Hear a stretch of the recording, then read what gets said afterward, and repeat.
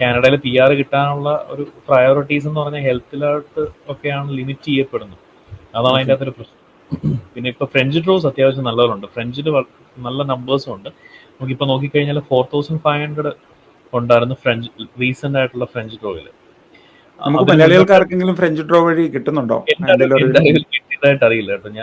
എനിക്കൊരു തമിഴ് ക്ലൈന്റ് ഉണ്ടായിരുന്നു. പുള്ളി കാര്യമായിട്ട് ട്രെയിൻ എടുത്തിട്ട് പക്ഷെ റിക്വയർഡ് സ്കോർ കിട്ടിയില്ല എന്ന് പറഞ്ഞു. ഫ്രഞ്ച് ഡ്രോയ്ക്കല്ല, മറ്റേ ഈ വർക്ക് പെർമിറ്റ് എക്സ്റ്റൻഷൻ ആയിട്ടുള്ള ഫ്രഞ്ച് ഡ്രോ നോക്കിക്കഴിഞ്ഞാൽ ലാസ്റ്റ് ഇപ്പം ഈ 2025 തന്നെ ഏതാണ്ട് 1, 2, 3, 4, 5, 6 ഡ്രോ കണ്ടക്ട് ചെയ്തിട്ടുണ്ട്. 6 ഡ്രോ നടന്നിട്ടുണ്ട്. അതിനകത്ത് 6500 ആണ് ആദ്യത്തെ February 19 വന്നൊരു ഡ്രോ. പിന്നെ 4500 വെച്ച് 3 ഡ്രോസ്. പിന്നെ ഒരു 7500 ഒരു ഡ്രോ മാർച്ചിൽ വന്നു. പിന്നെ ഒരു 2500 ഡ്രോയും വന്നു. അപ്പം ഇത്രയും ഹെൽത്ത് കെയറിലൊന്നും ഇത്രയൊന്നും വന്നിട്ടില്ല കേട്ടോ. അപ്പം ഫ്രഞ്ചാണ് പ്രൈം എന്താ പറയുക, ഇത് അഡ്വാൻറ്റേജ് കിട്ടുന്ന ഫ്രഞ്ചിലാണ്. മറ്റത് പറയുവാണെങ്കിൽ ഹെൽത്ത് കെയറിൽ അത്ര അതിൻ്റെ പകുതി പോലും വിളിച്ചിട്ടില്ല. ഹെൽത്ത് കെയറിൽ ഈ 2025 വിളിച്ചിട്ടുള്ളത് 5 ഡ്രോ ആണ്. അതിൻ്റെ അത് ഒരെണ്ണം മാത്രം 4000 പേരും, ബാക്കി 2 2500. 2 ഡ്രോ നടന്നിട്ടുള്ളത് 500 പോയിന്റിനാണ്. 500 ഇൻവിറ്റേഷൻസ് ആണ് വന്നിട്ടുള്ളത് 2 ഡ്രോയ്ക്ക്. അപ്പം ഹെൽത്തിനേക്കാളും ഒത്തിരി പ്രയോറിറ്റി ഫ്രഞ്ചിന് കിട്ടുന്നു എന്നുള്ളതാണ് ഒരു സിറ്റുവേഷൻ. ഇനിയിപ്പം പുതിയതായിട്ട് കാനഡയ്ക്ക് വരാൻ വേണ്ടി ശ്രമിക്കുന്ന കുട്ടികളൊക്കെ ഇപ്പോഴേ ഫ്രഞ്ച് പഠനം നേരത്തെ ആരംഭിക്കുവാണെങ്കിൽ കാര്യം ഉണ്ടായിരിക്കും അല്ലേ? ചിലപ്പം +2 ഒരു ഇമിഗ്രേഷൻ പർപ്പസിന് വേണ്ടി ജസ്റ്റ് പോയി ഒരു 2 മാസം ക്ലാസ് അറ്റൻഡ് ചെയ്യുന്നതിന് പകരം IELTS പഠിക്കുന്ന പോലെ തന്നെ നേരത്തെ തന്നെ സ്കൂളിലൊക്കെ ആണെങ്കിലും ഫ്രഞ്ച് ട്രെയിനിങ് അങ്ങനെയുള്ള കാര്യങ്ങളൊക്കെ ചെയ്യുവാണെങ്കിൽ നല്ലതായിരിക്കും എനിക്ക് തോന്നുന്നു. നല്ലതായിരിക്കും. ഒന്നാമത്തെ കാര്യം അവർ ആ പ്രായത്തിൽ കുറച്ചുകൂടെ ലാംഗ്വേജ് പഠിച്ചെടുക്കാനായിട്ട് കുറച്ച് എളുപ്പമാണ്. പ്രായം കുറയുന്നത് നമ്മൾ സ്കൂളിലൊക്കെ ആണെങ്കിലും ചെറിയ കുട്ടികൾ അവിടെ വന്നു കഴിഞ്ഞാൽ അവർക്ക് ആക്സെന്റ് കിട്ടാനും എളുപ്പമാണ്. അവർക്ക് ലാംഗ്വേജ് ഒരു നേറ്റീവ് സ്പീക്കറുടെ ഒരു ലെവലിലോട്ട് സംസാരിച്ചെത്താനായിട്ട് വളരെ എളുപ്പമാണ്. ശരിയാണ്. നമ്മുടെ +2 കഴിഞ്ഞ് വരുന്ന കുട്ടികളൊക്കെ ഒരു കനേഡിയൻ ആക്സെന്റിലൊക്കെ സംസാരിക്കാൻ കേൾക്കാറുണ്ട്. കാരണം അവർ നാച്ചുറൽ ആയിട്ട് വരുന്നുണ്ട്.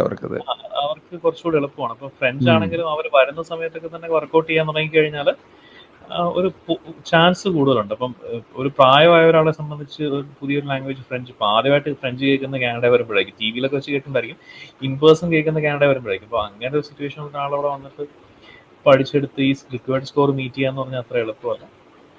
ഒരു പ്രശ്നമുണ്ട്. പിന്നെ ഇപ്പം നേരത്തെ പറഞ്ഞ പോലെ മറ്റേ ഇപ്പം നാട്ടിൽ നിന്ന് വരാൻ ഉദ്ദേശിക്കുന്ന ആൾക്കാർ ഇപ്പം ഹെൽത്തിൽ നേരത്തെ ഒക്കെ പറയുന്നതാണ്, നഴ്സിംഗ് ഒരു പ്രയോറിറ്റിയാണ്. എടുക്കാൻ പറ്റുന്ന ഒരു ഏറ്റവും നല്ലൊരു കോഴ്സുകളിലൊന്നാണ് നഴ്സിംഗ്.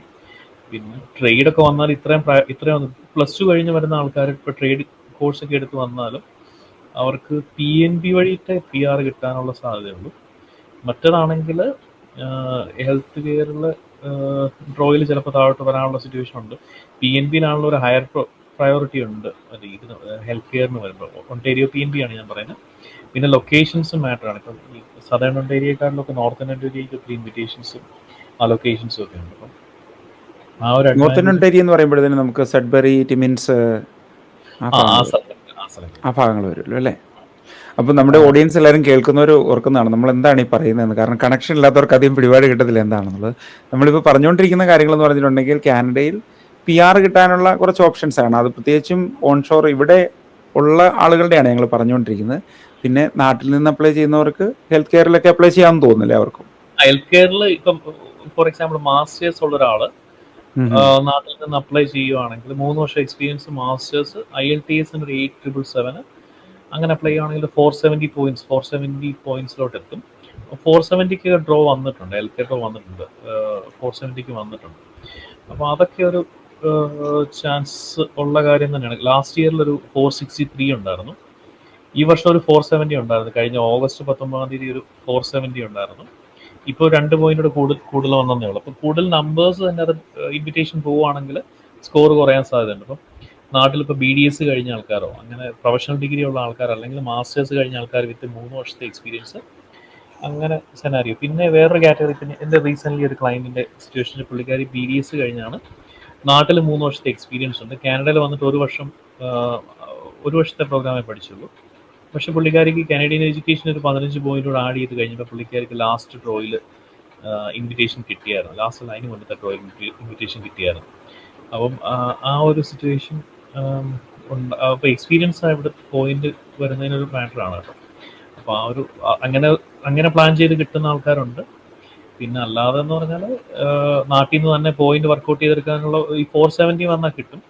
പിന്നെ വേറൊരു സെനാരിയോ പറയുന്നത്, ഈ പറഞ്ഞ ആൾക്കാരുടെ ഓൺ ബ്രദറോ സിസ്റ്ററോ ആരെങ്കിലും ഇവിടെ കാനഡയിൽ സിറ്റിസണോ PR ഹോൾഡറോ ഉണ്ടെങ്കിൽ അവരുടെ ഒരു 15 പോയിന്റ്സ് അഡീഷണൽ ആയിട്ട് കിട്ടും.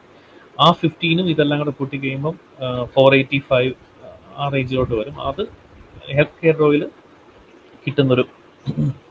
കിട്ടുന്നൊരു പോയിന്റാണ്, ഇൻവിറ്റേഷൻ കിട്ടുന്നൊരു പോയിന്റാണ്. അപ്പോൾ അത് പോസിബിലിറ്റി ഉണ്ട്.